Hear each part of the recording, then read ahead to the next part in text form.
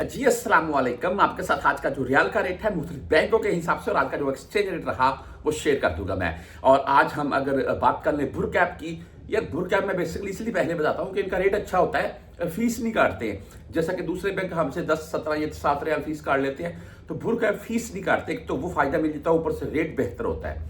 आज का जो रेट है वो 74 रुपए 31 पैसे और जीरो फीस के साथ है।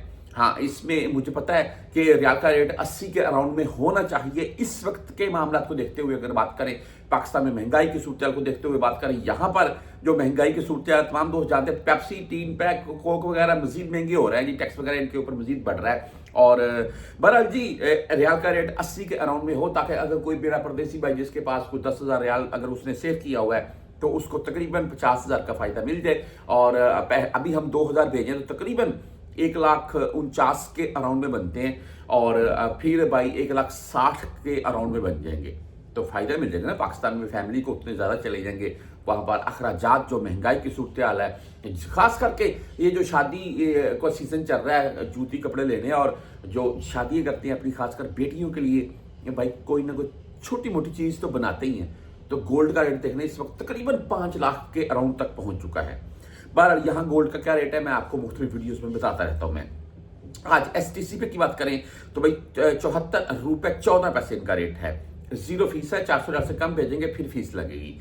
फौरी बैंक जीरो की बात करें 74 रुपए 20 पैसे आज का रेट है, 7 रियाल ओनली ऑन फीस है इनकी।